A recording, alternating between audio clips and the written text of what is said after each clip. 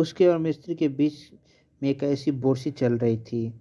जब भी ध्यान आ जाता तो पास रखे कोयले लकड़ी की कुछ डाल देता और कभी कभी वतन निष्प्रियता से हाथ और पांव उस दिशा में बढ़ाकर गर्मी सोखता। सलीम सिर झुकाए गर्म पानी की बाल्टी में ट्यूब डुबा डुबा कर उसके उनके पंचर देखने में व्यस्त था। उसके आसपास 10-12 काले लाल ट्यूब, रबड़ की कटरने, कैंची, पेंच, प्लास, सॉल्यूशन, चमड़े की पेटी और एक और टायर लटके 10-12 साइकिल के पहियों का ढेर था।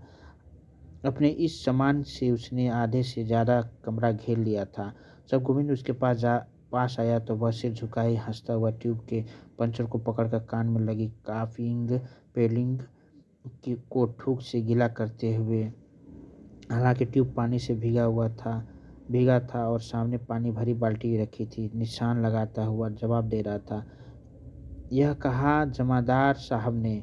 फिर एक भौवें को जरा तिरछी करके बोला, लाला कुछ नामा ढीला करे तो उस उसकी लड़की पर जिनका साया है, उसका इलाज तो हम अपने मौलवी बदरुद्दीन साहब से मिनट में करा दें। गोविंद का माथा ठनका। लाला की किसी लड़की पर क्या कोई देवी आती है? उसे अपने गांव की एक ब्राह्मणी विधवा तारा का एकदम ध्यान हो आया। उसे भी जब देवी आती थी तो घर के बर्तन उठा उठा कर फेंकती थी। उसका सारा बदन ऐंठन लगता था, मुंह से झाग जाने लगते थे, गर्दन मरोड़ खाने लगती थी, आंखें और जीभ बाहर निकलने लगती थी। कौन लड़की है लाला की? लक्ष्मी तो नहीं? भगवान के लक्ष्मी लक्ष्मी ना हो। उसका दिल आशंका से डूबने सा लगा। उसने सुना कोलाहल अब लगभग शांत हो गया था और कहीं दूर से रह रहकर एक हल्की रोने की आवाज़ भर सुनाई देती थी। शायद किसी को दौड़ा वौड़ा ही आ गया है, तभी तो ये लोग निश्चिंत हैं। गोविंद को सुनाकर चौकीदार बोला, नामा तुम भी यार मिस्त्री किसी दिन बेचारे बुढ़े का हार्ट फेल कराओगे। और बेटा इस जीन का इलाज तुम्हारे मौलवी के पास नहीं है, समझे? वह तो हवा ही दूसरी है। आओ बाबूजी बैठो। चौकीदार ने बैठे बैठे स्टूल की तरफ इशारा किया और असल में वह गोविंद को बाबू जी कहकर जरूर कहता था, लेकिन उसका विशेष आदर नहीं करता था। एक तो गोविंद कस्बे से आया था और उसे शहर में चौकीदारी करते हो चुके थे नगद 20 साल। दूसरे वह फौज में रहा था और कैरो तक घुमाया था। उम्र, अनुभव, तहजीब सभी में वह अपने को गोविंद से ज़्यादा ही समझता था। लेकिन गोविंद को इस समय इस सब का ध्यान नहीं था। उसने स्टूल से टिककर जरा सहारा लेते हुए निश्चिंत स्वर में पूछा, क्यों भाई, यह शोरगुल क्या था? क्या हो रहा था? मिस्त्री ने सिर उठाकर उसे देखा और चौकीदार की मुस्कुराती नजरों से उसकी आंखें मिली। उसने अपनी खिचड़ी मूँछों पर हथेली फेरते हुए कहा, कुछ नहीं बाबूजी, ऊपर कोई चीज किसी बच्चे ने गिरा दी होगी। मिस्त्री ने कहा, जमादार साहब झूठ क्यों बोलते हो? साफ साफ क्यों नहीं बता देते? अब इनसे क्या छिपा रहेगा? तू खुद क्यों नहीं बता देता?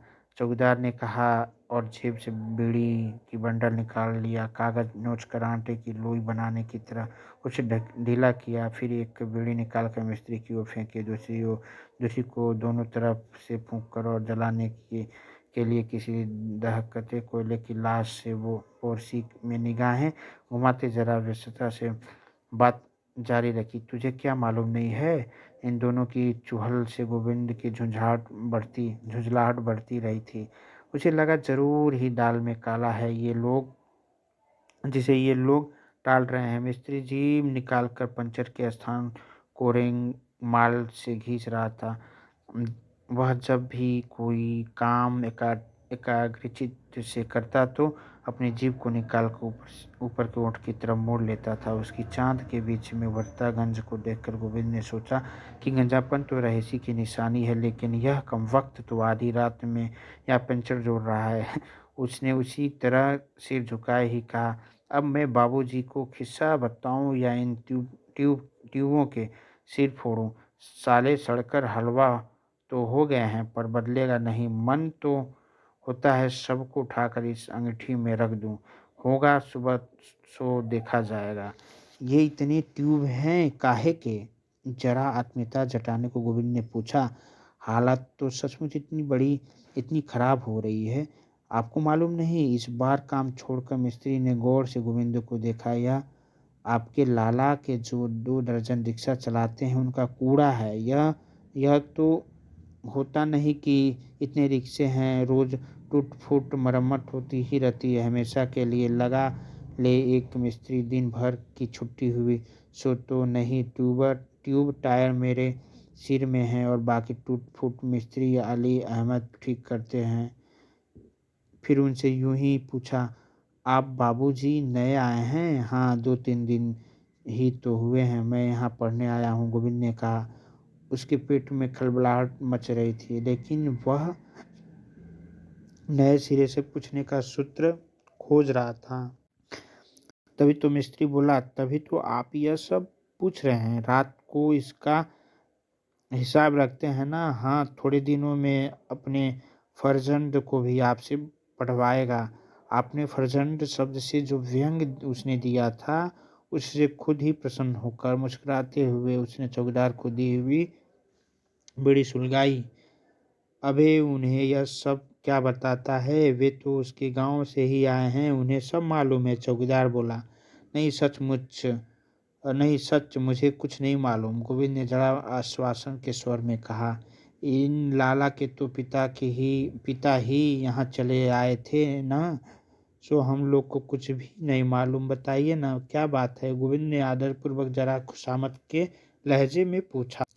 शायद उसकी जिज्ञासु व्याकुलता से प्रभावित होकर ही मिस्त्री बोला, अजी कुछ नहीं, लाला की बड़ी लड़की जो है ना, उसे मिर्गी का दौरा आता है। कोई कहता है कि उसे हिस्टीरिया है, पर हमारा तो कयास है कि बाबूजी दौरा वड़ा कुछ नहीं, पर उस पर किसी आसेव का साया है। उस बेचारी को तो कुछ होश नहीं रहता, विधवा है। जल्दी से बात काटकर गोविंद ढक ढक करते दिल से पूछ बैठा, हाय लक्ष्मी ही तो ना हो? इस बार पुनः दोनों की निगाहों का आपस में टकराकर मुस्कुराना उससे छिपा न रहा। बीड़ी के लंबे कस के धुएं को लिलकर इस बार चौकीदार जबरदस्ती गंभीर बनकर बोला, अजी इसने इसकी शादी ही कहाँ की है? नाम क्या है? गोविंद से नहीं रहा गया।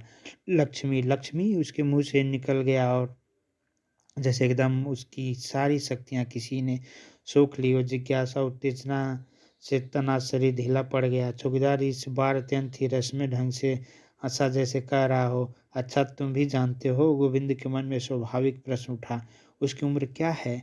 लेकिन चौकीदार ने पूछा, तो सचमुच बाबूजी आप इनके घर के बारे में कुछ भी नहीं जानते?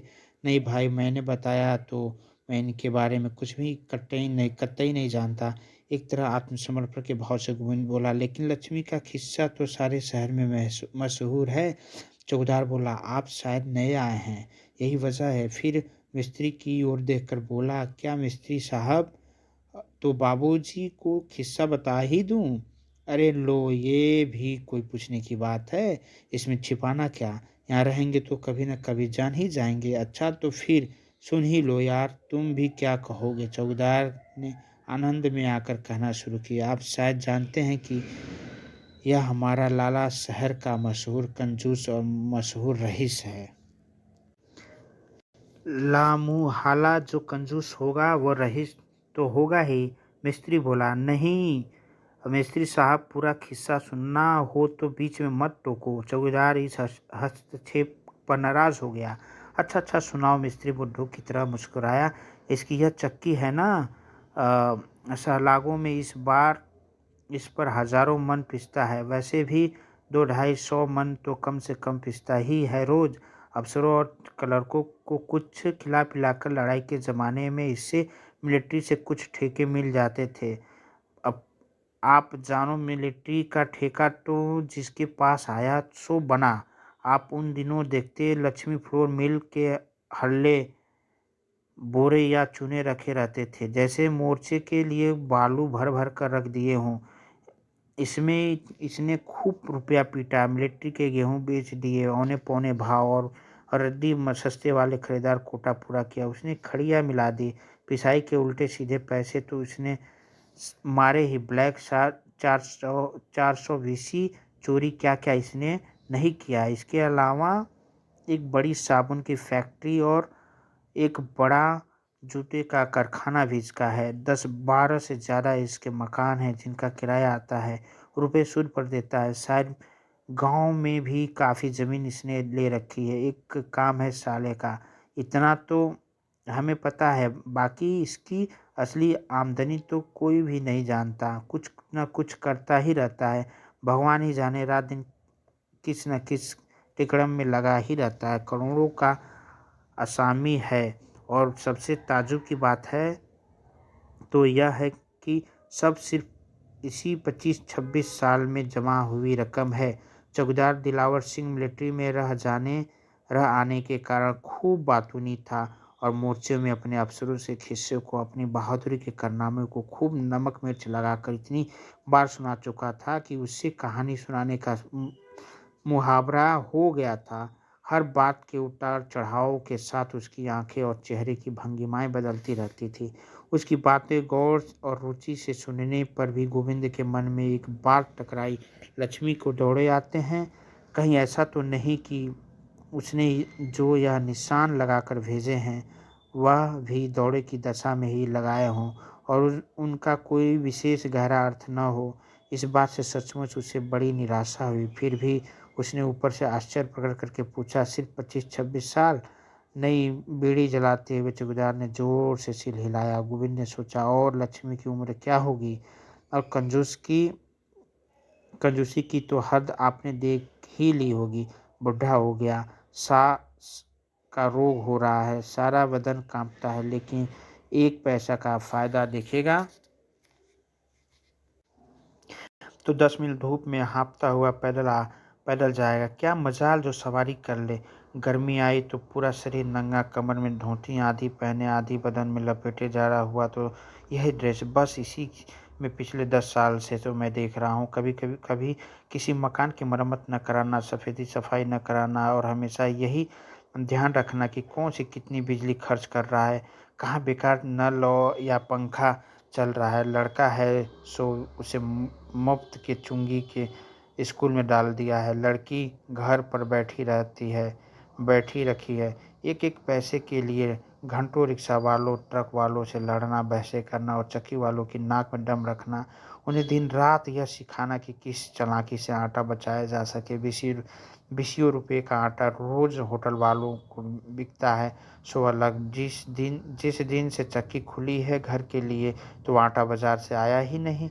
आप विश्वास मानिए, कम से कम 12-15 हज़ार की आमदनी होगी इसकी, लेकिन सूरत देखिए, मक्खियों भिनभिनाती रहती हैं। किसी आने जाने वाले के लिए एक कुर्सी तक नहीं। पान सुपारी की तो बात ही दूर है। कौन कह देगा कि यह पैसे वाला है। यह उम्र होने को आई, सुबह सुबह से शाम तक बस पैसे के पीछे, हाय हाय, दुनिया के पीछे किसी और काम से इससे मतलब ही नहीं है। सभा हो, सोसाइटी हो, हड़ताल हो, छुट्टी हो, कुछ भी हो, लेकिन लाला रूपाराम अपनी ही धुन में मस्त। नौकरों को कम से कम देना पड़े, इसलिए खुद ही उनके काम को देखता है। मुझसे तो कुछ से इसलिए नहीं कहता कि मुझ पर थोड़ा विश्वास है। दूसरे मेरी ज़रूरत सबसे बड़ी है, लेकिन बाकी हर नौकर रोता है इसके नाम को। और मज़ा यह कि सब जानते हैं कि झक्की है। कोई इसकी बात को ध्यान से सुनता नहीं। बाद में सब इसका नुकसान करते हैं। आपस के सभी हँसते और गाली देते हैं। बच्चे